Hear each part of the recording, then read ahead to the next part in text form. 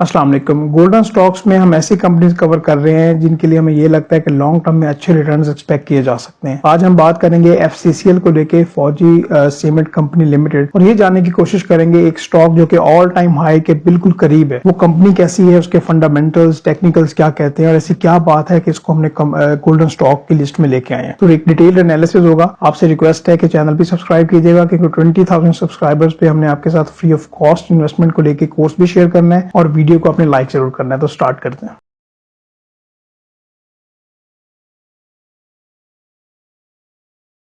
जैसे कि आपको इंट्रोडक्शन में बताया, आज हम फौजी सीमेंट कंपनी लिमिटेड को डिस्कस करेंगे। एक्चुअली हम गोल्डन स्टॉक की एक लिस्ट क्रिएट कर रहे हैं जिसमें हमने 4 स्टॉक्स को ऑलरेडी कवर किया है।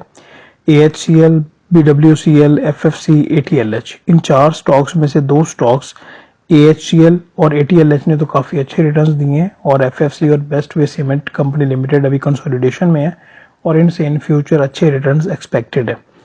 अकॉर्डिंगली हम स्टार्ट करते हैं। अगर आप हमारे रेगुलर व्यूवर हैं तो आपने बताना है कमेंट्स में ज़रूर कि हमने 8 माह पहले से स्टॉक को डिस्कस करना स्टार्ट किया था जब ये 19 पॉइंट समथिंग पे इसकी अमाउंट थी और अभी ये 38.79 पे ट्रेड कर रहा है। रिसेंटली इसने 40 प्लस को भी टच किया है।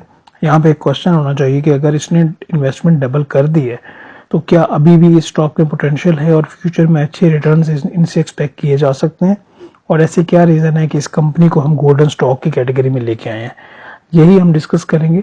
पाकिस्तान स्टॉक एक्सचेंज के डेटा पोर्टल पे आ जाते हैं जहाँ पे काफ़ी अच्छी इन्फॉर्मेशन अवेलेबल होती है। Company profile, equity profile, announcement में क्वार्टरली एनुअली डेटा होता है, फाइनेंशियल्स रेशियोज वगैरह और पे आउट्स की रेशियोज, ये हमारे पास इन्फॉर्मेशन होती है। But I would highly suggest कि यहाँ पे जो क्वार्टरली डेटा या एनुअल रिपोर्ट्स होती हैं आप उनके ऊपर ज़्यादा रिलाई किया करें। वहाँ पे हमें अच्छी इन्फॉर्मेशन मिल जाती है और अगर आप इन रिपोर्ट्स को अच्छी तरह पढ़ लेते हैं, इनके ऊपर ग्रिप हासिल कर लेते हैं, तो आपको किसी की सपोर्ट की ज़रूरत नहीं है। यहाँ पे एनुअल रिपोर्ट को मैंने यहाँ पे डाउनलोड किया है जो कि रिसेंट अवेलेबल है, आप उसको डाउनलोड कर सकते हैं। और जहाँ पे ये फाइनेंशियल स्टेटमेंट सेंड हो रही होती हैं और notes to the financial statement start हो रहे होते हैं, वहाँ पे हमें कंपनी के बारे में पता चलता है। क्या पता चलता है कि कंपनी का कोर बिजनेस क्या है, कब ये लिस्ट हुई थी, कब ये बनी थी, क्या इसकी कोई सब्सिडरी है या ये किसी की सब्सिडरी है, कहाँ पे इसके ऑफिस वगैरह हैं। जिस तरह यहाँ पे बताया जा रहा है कि कंपनी का जो कोर बिजनेस है वो manufacturing and sale of different types of cement and tile bonds है। फौजी फाउंडेशन जो है, आपको पता है कि फौजी फाउंडेशन, या पता होना चाहिए कि फौजी फाउंडेशन की काफ़ी सब्सिडरीज हैं जो कि पाकिस्तान स्टॉक एक्सचेंज पे लिस्टेड हैं और इस कंपनी में 61.65% की शेयर होल्डिंग है। अच्छा, यहाँ पे हमें ये भी बताया जा रहा है कि इनके जो ऑफिस हैं वो कहाँ पे हैं और इनके 4 जो प्लांट्स हैं उनकी यहाँ पे भी डिटेल्स आ रही हैं। सही। और यहाँ पे 1.2 में क्या बताया जा रहा है कि 2024 1 फरवरी 2024 से इनकी जो लाइन है कमर्शियल प्रोडक्शन की वो भी स्टार्ट हो चुकी हुई है डीजी खान में, जिसकी एनुअल प्रोडक्शन जो है वो 2.05 मिलियन टन पर एनम है। ठीक है, तो ये हमें कंपनी के बारे में इंफॉर्मेशन मिल गई। अच्छा, क्योंकि अभी हम क्या है कि कंपनी के हम शेयर होल्डर बनना चाहते हैं, राइट। तो कंपनी के बारे में हमने बेसिक इन्फॉर्मेशन निकाल ली। अगर कंपनी के बारे में देखना हो कि उसका बिजनेस क्या चल रहा है, तो पिछले 5 से 6 साल का जो उसका फाइनेंशियल डेटा है कि उसकी जो रेवेन्यूज हैं, उसकी जो प्रॉफिटेबिलिटी है वो किस तरह से है, वो हमें कैसे पता चलेगा। 2 तरीकाकार है। कंट्रोल F करके यहाँ पे आप या तो सर्च कर लें क्या कहते हैं कि हॉरिजॉन्टल डेटा या वर्टिकल डेटा, वहाँ पे 5-6 साल का डेटा अवेलेबल होता है।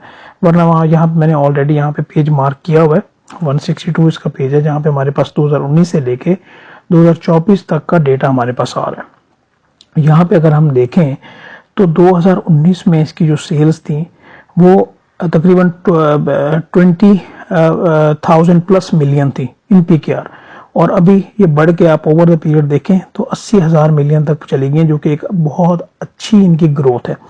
2020 में एक अच्छा हमें डिप देखने को मिली थी और उसकी रीज़न क्या थी, हमें लॉस भी यहाँ पे देखने को मिला कंपनी का 2020 में, वो कोविड का टाइम था। और यहाँ पे जब हम नेट सेल्स देख रहे होते हैं, नेट सेल्स के बाद जब भी कोई इन्वेस्टर डिसीजन करता है उस कंपनी के बारे में, तो वो देखता है कि उसकी जो एनुअल है वो EPS है, अर्निंग पर शेयर है, वो किस तरह से है। अभी 2.05 की इसकी अर्निंग आ रही है और 3.35 की अभी इसकी EPS 2024 में क्लोज हुई है। और भी एक और बात, ये तो हमें पिछले 5 साल का इसका फाइनेंशियल डेटा का पता चला।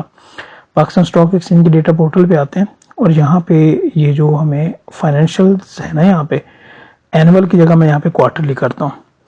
यहाँ पे देखिएगा, अगर आपको याद हो, यहाँ पे हमने क्या डिस्कस किया कि 3.35 इसकी 2024 की एनुअल ईपीएस थी ऐसे, और यहाँ पे आए तो जो 2025 का पहला क्वार्टर है उसमें जो इसकी ईपीएस आई है 1.32। अभी क्वार्टर 2 का रिजल्ट आएगा तो इसकी ईपीएस में सिमिलर हमें देखने को मिलेगी, बट ओवरऑल जो इम्पैक्ट पड़ेगा वो हमें बेहतरी की तरफ जाएगा।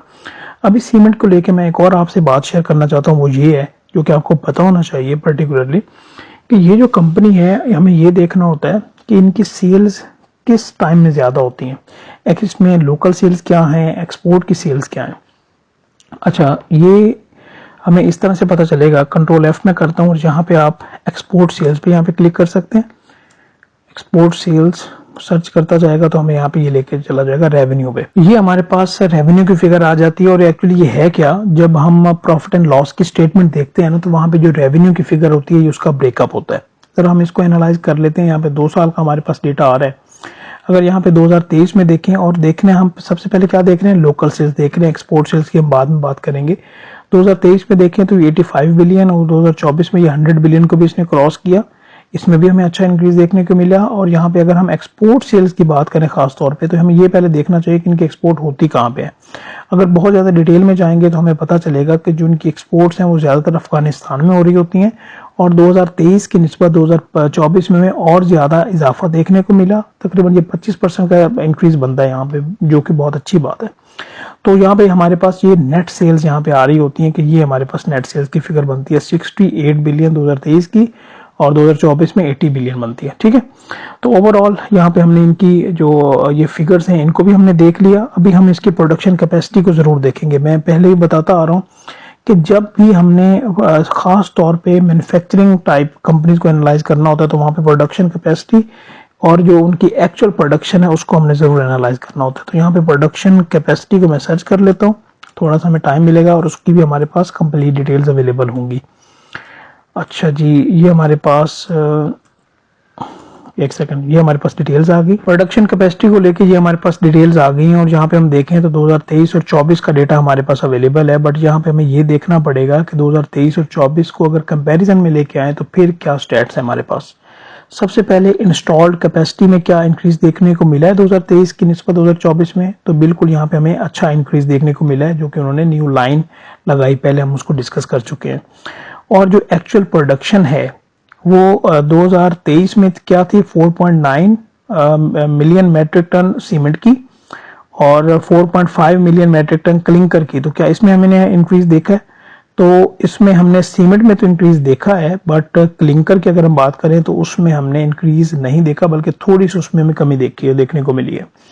अच्छा, ये क्या वजह है कि अगर हम देखें तो इनकी प्रोडक्शन कैपेसिटी जो है वो तो ज्यादा है, बट जो एक्चुअल प्रोडक्शन है वो कम हो रही है। वो है एक्चुअली मार्केट में डिमांड कितनी ज्यादा होती है। तो इस ड्यूरेशन में 2023 और 24 की अगर हम बात करें क्लोजिंग पीरियड में, तो पाकिस्तान की इकोनॉमी को देखा जाए, इंटरेस्ट रेट वगैरह को देखा जाए, तो मार्केट में डिमांड काफी कम थी। अच्छा, एक और यहाँ पे भी इंपॉर्टेंट बात डिस्कस करने वाली है कि सीमेंट की जो सेल्स हैं या डिस्पैचेस हैं वो कब सबसे ज्यादा होती हैं। पाकिस्तान में विंटर समर, आपको पता है 4 सीजन होते हैं।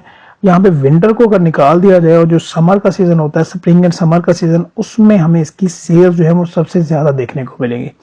अभी जब मैं ये वीडियो बना रहा हूँ, फेब का महीना है, आगे सारा हमारे पास स्प्रिंग और समर के महीने होंगे, तो इनमें हम देखेंगे कि फर्दर इसकी जो सीमेंट डिस्पैचेस हैं वो चाहे लोकल हों या वो हों एक्सपोर्ट लेवल पे, तो हमें इंक्रीज उनमें देखने को मिलेगा, जो कि बहुत अच्छी बात है। यहाँ पे मैं दोबारा आता हूँ। अगर यहाँ पे हम ईपीएस की बात करें तो जो क्वार्टरली ईपीएस हमने यहाँ पे बात की थी कि इसकी जो क्वार्टरली ईपीएस है वो पहले क्वार्टर में 1.32 आई है, दूसरे क्वार्टर में भी तकरीबन हमें इसी रेंज में देखने को मिलेगी। बट जो तीसरा और चौथा इसका क्वार्टर होगा, क्योंकि जो इसका ईयर एंड है, यहाँ पे हम देखें तो जो इसका ईयर एंड है वो है जून, उसमें हमें इसकी ईपीएस भी इंक्रीज होते हुए देखने को मिलेगी। जैसे अर्निंग पर शेयर इंक्रीज होती है, तो यहाँ पे हम देखते हैं कि जो इन्वेस्टर्स हैं उनमें कॉन्फिडेंस का इंक्रीज आता है और फर्दर जो है वो उस कंपनी में ज्यादा इन्वेस्टमेंट लेके आते हैं। यहाँ पे हमने इसके जो फंडामेंटल एनालिसिस है वो तो हमने कवर किया कि कंपनी के जो फंडामेंटल एनालिसिस है वो कैसे होता है। फर्दर हम टेक्निकल्स पे मूव करते हैं। यहाँ पे मैंने डेली चार्ट निकाला है। देखिए, अगर आपने इस कंपनी में पोजीशन लेनी है तो दो तरीक़ाकार होते हैं। लॉन्गर बड़े टाइम फ्रेम में आप अपने टारगेट सेट करेंगे और जो आप पोजीशन लेंगे वो छोटे टाइम फ्रेम में लेंगे। समझ आएगी बात आपको? सबसे पहले अगर मैं लेट्स से मैं अपनी बात करता हूँ, मैं पोजीशन लेना चाहता हूँ तो मैं मंथली का इसका चार्ट निकालूंगा और पहले तो इसको देखूंगा कि भाई यहाँ पे मैं क्लियर मार्क्स करता हूँ और यहाँ पे अगर मैं एनालाइज करूँ तो यहाँ पे मुझे देखने को मिल रहा है कि ये देखिएगा ज़रा, ये इसका ऑल टाइम हाई का जो लेवल है ये बनता है। ये कंपनी अभी अपने ऑल टाइम हाई लेवल के बिल्कुल पास है और यहाँ पे सिर्फ इसका आप मोमेंटम देखें कि यहाँ पे इसका मोमेंटम जो है वो बहुत ज़्यादा बुलिश है। और तभी जब हमने यहाँ पे करके ये मूव तो हमने मिस कर दी थी, तकरीबन इस मूव के पे हमने स्टॉक पे बात करना स्टार्ट की तो इसने अच्छा खासा यहाँ पे गेन दिया। और जब ये कंपनी इतनी कंसोलिडेशन के बाद, ये नोट कीजिएगा, जब कंपनी एक अच्छे कंसोलिडेशन के बाद, इसमें टाइम देखें आप कितना टाइम है, 2017 के मिड से लेके 2023 के एंड 24 तक इसने अच्छा कंसोलिडेट किया। और यहां से जब ये हमें ब्रेकआउट देगी तो ये कंपनी बहुत आगे जाएगी। जितना अभी इसने गेन दिया है मुझे इससे भी और ज्यादा काफी बेहतर लग रहा है। ठीक है, अभी मैंने मंथली लेवल पे देखा कि कंपनी बहुत ज्यादा बुलिश है और अगर मैं एंट्री लेना चाहता हूं तो फिर मैं क्या करूंगा, मैं या तो वीकली पे आऊंगा, वीकली इसके लेवल डिफाइन करूंगा कि भाई एक रेंज निकालूंगा कि ये इसकी पर्टिकुलर रेंज बनती है और फिर जो है डेली लेवल पे मैं इसमें एंट्रीज प्लान करूंगा। लॉन्गर टाइम फ्रेम में हम टारगेट्स देखेंगे और छोटे टाइम फ्रेम में हम यहाँ पे एंट्रीज का सोच रहे होंगे। अच्छा, यहाँ पे अगर देखा जाए तो एक छोटा सा यहाँ पे हम देख सकते हैं कि एक किस्म की यहाँ पे हम कंसोलिडेशन भी हम इस एरिया में देख रहे हैं। सॉरी, मैंने यहाँ पे थोड़ा सा इसको ड्रॉ गलत कर दिया। एक्चुअली मैं चार्ट के वो नहीं यूज कर रहा, मैं बस जो मेरे पास टूल है उसी को यूज कर रहा हूँ। अब ये कह लें कि अभी इसकी ये रेंज बनती है, कंसोलिडेशन आप इसे कह सकते हैं। अभी जिस तरह इसकी ईपीएस और ज्यादा बेहतर आएगी, जिस तरह मैंने ऑलरेडी बताया, तो इसमें हमें इंक्रीज देखने को मिलेगा। ठीक है, ये इस कंपनी के जो एक टेक्निकल एनालिसिस कह लें वो है। इस कंपनी को गोल्डन स्टॉक में लेके आने की वजह ये है कि इसकी जो ओवरऑल जो सेल्स काफी ज्यादा बढ़ रही है, अर्निंग पर शेयर बढ़ रही है, इन्वेस्टर्स का कॉन्फिडेंस काफी ज्यादा बेहतर आ रहा है।